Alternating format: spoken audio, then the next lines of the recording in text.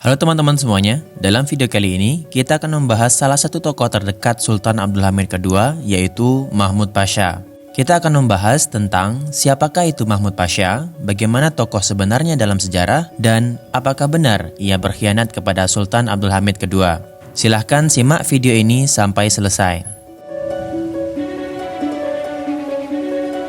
Damat Mahmud Jalaluddin Pasha atau lebih dikenal juga dengan Mahmud Pasha. Ia dilahirkan di Istanbul pada tahun 1854. Ayahnya bernama Gurju Halil Refat Pasha. Ayahnya mengabdi sebanyak 4 kali sebagai Kapten Angkatan Laut kepada dinasti Turki Utsmani. Ibunya bernama Ismet Hanım, istri kedua dari Halil Refat Pasha. Halil Refat Pasha dikenal juga sebagai orang Georgia karena berasal dari keluarga Kozma yang bersuku Abkhaz. Ia dibawa ke Istanbul sebagai budak ketika masih kecil. Kemudian, seorang pembesar Turki Utsmani, Husrev Pasha, membelinya, kemudian membesarkannya dan melatih kemampuannya serta memberinya pendidikan yang layak. Di masa-masa selanjutnya, Sultan Mahmud II mengangkat Refat Pasha menjadi kapten kapal perang karena beliau menyukai karakter Halil Refat Pasha. Dan dikabarkan bahwa setelah salah satu duta besar Eropa pulang dari kunjungannya kepada Sultan Mahmud II, Halil Refat Pasha kemudian mengatakan kalimat yang sangat bersejarah. Ia mengatakan, jika kita tidak menyerupai Eropa, kita harus mundur ke Asia. Halil Refat Pasha kemudian menikahi anak dari Sultan Mahmud II, yaitu Salihah Sultan. Ia kemudian bercerai dengan istri pertamanya. Berdasarkan suatu riwayat, dalam tradisi waktu itu, ia tidak boleh memiliki istri lain selain orang yang berstatus sultan juga. Namun, tidak berapa lama kemudian, Salihah Sultan meninggal dunia. Refat Pasha kemudian menikah untuk ketiga kalinya dengan seorang perempuan dari istana, yaitu Ismet Hanım. Dan akhirnya, pada tahun 1853, istrinya melahirkan seorang anak bernama Mahmud Jalaluddin Pasha atau yang kita kenal juga dengan Mahmud Pasha. Ketika Mahmud Pasha berumur 2 tahun, ayahnya Halil Refat Pasha meninggal dunia. Kemudian Mahmud Pasha dibesarkan dan dirawat oleh Ali Kemal Pasha, gubernur Konya. Ia adalah teman dari Halil Refat Pasha. Karena ibu tirinya adalah seorang sultan atau sebutan untuk perempuan dari keluarga dinasti Turki Utsmani, Mahmud Pasha selalu berlindung dengan nama ibunya. Tidak lama kemudian, saudara Mahmud Pasha yang bernama Sedekah Hanım Sultan menikah dengan Server Pasha, seorang pembesar dan pejabat tinggi di pemerintahan waktu itu. Setelah pernikahan ini, Mahmud Pasha kemudian menjadi cukup populer di istana. Mahmud Pasha ketika sudah berumur 23 tahun, ia adalah seorang sosok lelaki yang gagah, berambut pirang, tampan, dan memiliki sifat yang lucu. Pada umur yang sama, ia menguasai bahasa Prancis dan bekerja di kedutaan Prancis selama 2 tahun untuk melatih keahlian bahasanya.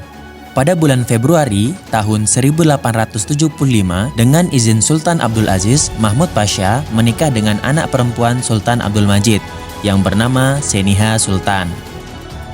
Pada tanggal 4 Desember 1876, upacara pernikahan dilaksanakan di sekitar Herkae Saadet.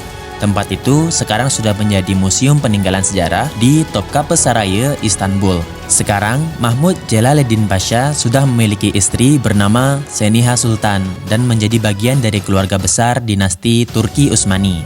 Setelah menikahi putri Sultan Abdul Majid, Mahmud Pasha memiliki 2 anak, yaitu Pangeran Sabahattin dan Lutfullah. Masa perekrutan Komisi Adliye Nezareti, komisi yang mengawasi para menteri sultan. 3 bulan setelah peristiwa pembunuhan Sultan Abdul Aziz, orang-orang terdekat Sultan Abdul Hamid dan para menantu keluarga kesultanan diberikan kenaikan pangkat sebagai pengawas kementerian atau nazir dan diberikan gelar Pasha pada tahun 1877, tepatnya di tanggal 14 Maret. Dan pada 18 April 1878, ketika Mahmud Pasha sudah berumur 25 tahun, ia bekerja sebagai pengawas kementerian atau nazir di bawah kepemimpinan Mehmet Sadek Pasha. Di masa itu, Mahmud Pasha melakukan banyak sekali perubahan sistem hukum, seperti perluasan amnesti hukum atas permintaan Sultan Abdul Hamid II. Contohnya, orang yang melakukan tindak pembunuhan yang awalnya dipenjara seumur hidup akan dihukum kerja paksa, dan orang yang sudah menyelesaikan sepertiga hukumannya maka akan dibebaskan. Waktu itu, sudah banyak perubahan metode penetapan hukum yang dilakukan oleh Mahmud Pasha, namun hukum baru itu belum bisa diaplikasikan sepenuhnya. Dari sini, kita bisa lihat bahwa seorang Mahmud Pasha selalu melaksanakan tugas yang diberikan oleh Sultan dengan baik. Pemberhentian kerja Mahmud Pasha. Mahmud Pasha waktu itu masih muda dan gesit dalam bekerja. Ia semenjak masih muda sudah dekat dengan Sultan Abdul Hamid II.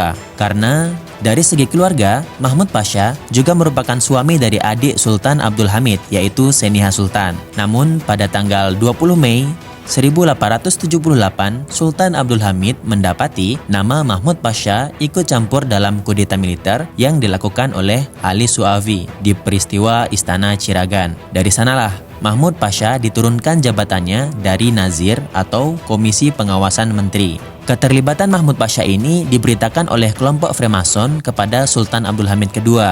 Namun setelah itu diketahui bahwa Mahmud Pasha tidak ada campur tangan apapun dalam peristiwa kudeta itu.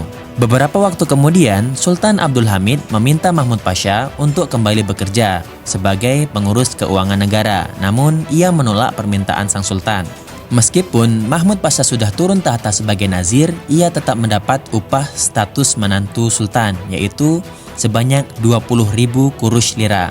Dikabarkan setelah kejadian ini, ia mengurung dirinya dari dunia politik selama beberapa tahun. Di waktu yang sama, anaknya Pangeran Sabahatin dan Lutfullah waktu itu diberikan pendidikan yang tinggi dan berkualitas semenjak kecil. Bahkan, Mahmud Pasha membawa orang-orang cerdas dan terkemuka waktu itu untuk langsung mengajari mereka secara privat di rumahnya.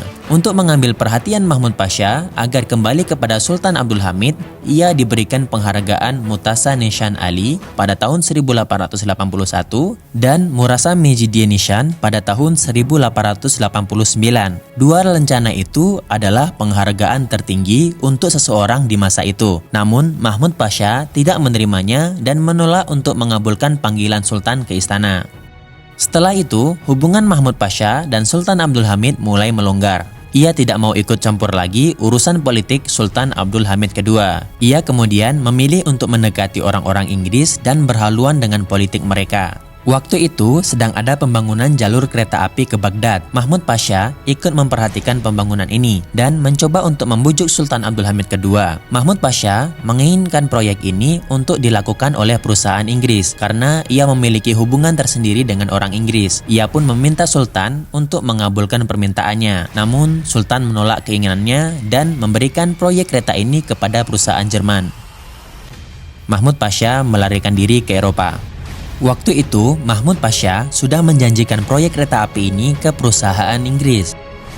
Kegagalan rencana Mahmud Pasha ini membuatnya takut. Pasalnya, ia sudah mengambil uang komisi dari perusahaan Inggris. Jika Sultan tahu, maka ia bisa dihukum berat. Waktu itu, ia melakukan hal yang mencurigakan. Mahmud Pasha seolah-olah ingin pergi ke suatu pulau bersama anaknya dengan kapal Prancis. Namun, ia berbohong dan kabur pergi ke Eropa melalui jalur Marsilia, Prancis. Bahkan, istrinya Seniha Sultan tidak tahu kabar bahwa ia sudah pergi ke Eropa.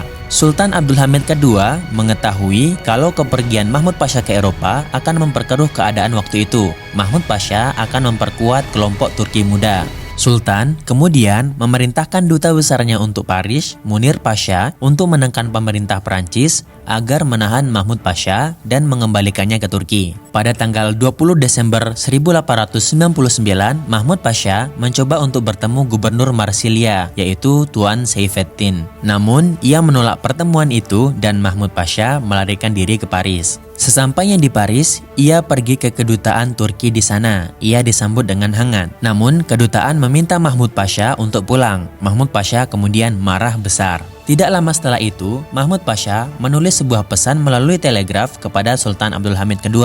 Ia mengatakan bahwa pemerintahan Sultan Abdul Hamid adalah pemerintahan yang tidak sah, pemerintahan yang zalim, dan mengatakan Sultan Abdul Hamid II sudah keluar dari agamanya atau dianggap murtad.